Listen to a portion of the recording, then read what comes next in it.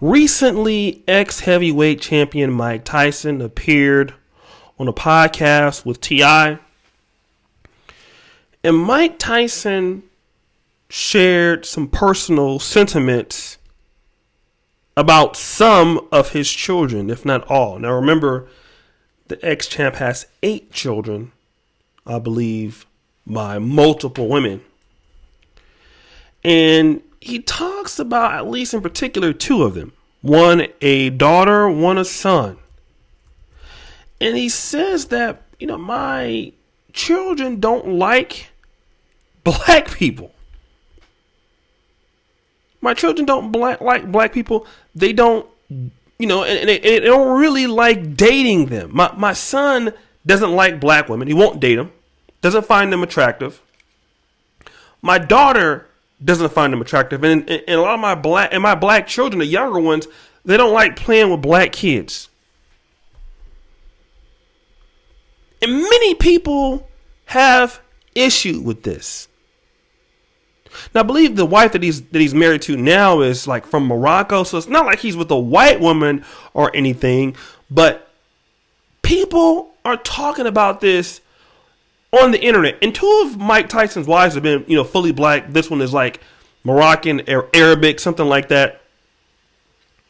But see, here's the situation. People will say, "Well, Mike Tyson, your children hate black people because you don't like them." And I think that's not the issue here, okay? That couldn't be further from the truth. I don't think that Mike Tyson's children don't like black people because he doesn't like them. Obviously, Mike Tyson loves black people, in my opinion. I mean, he grew up in Brooklyn. He was out in the black community his whole entire life. That's how Mike Tyson became who he was, because of his struggles in black America. That's what took him to his stardom and success. But Mike Tyson talks about something that's very important. Mike Tyson says, I come from nothing. I grew up around black people. I had to work to get into the world of elite whites. And that's when I experienced it. But my children, they are born into this world.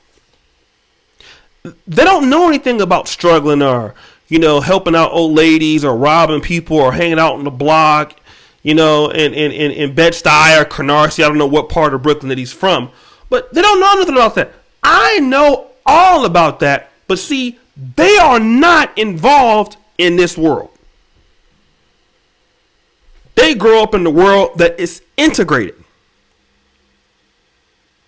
See, I want to talk to a lot of black people who don't understand how you can be a victim of your own success. Can I use my friend for an example? My friend was an African American. His family worked very hard, okay? My friend is a pharmacist, very, very successful. But he married a white lady.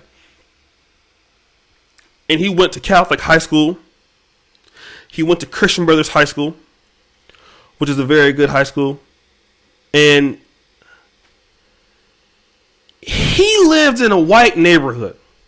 His family wanted the best for him. But when he brought the white girl home, they didn't understand it, and they were pretty hurt. They eventually accepted it, but they were hurt. The issue is he grew up in an integrated world.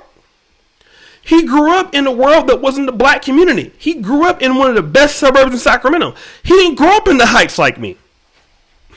He didn't grow up in Del Paso Heights like me and Moses. He grew up in an area that was built into integrated privilege. He could afford the things that most kids couldn't afford. He went on the school trips to UCLA. He went on the Duke University summer programs. He did this as a kid. All the people that he dealt with were not really black, so he wasn't attracted to black women like that. It wasn't his thing. And his family is looking dumbfounded. But you are a victim of your own success. Can I mention Farrakhan? Farrakhan was in Boston. I believe in Roxbury. Broke. Had nothing. worked his way up to bringing the Nation of Islam back, only for his son to go out and get a white woman. Why? Farrakhan's son grew up in a different world than he did. And when Farrakhan got money and his son was able to go to college and meet people and meet different things, he had a different experience than his father did. And that's what's going on right now. When you have success, your children don't grow up. For a lot of black immigrants, your children not growing up in Nigeria like you did. They're not going to have the same values. Children not growing up in Haiti like you did. They're not going to have the same values. They're not going to have the same thing. Your children have different personalities. And I think what's going to happen is, for brothers and sisters that have an issue with this, sometimes your children might have disdain for their own people. That also happens integrating into white society. I mean, this is a risk that happens.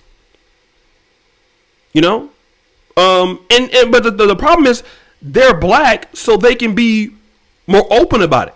You know, when you're black and you're like half black and half white, or whatever you may call yourself, and you don't like black people, you can say that. A white person can't say that, but you can say that.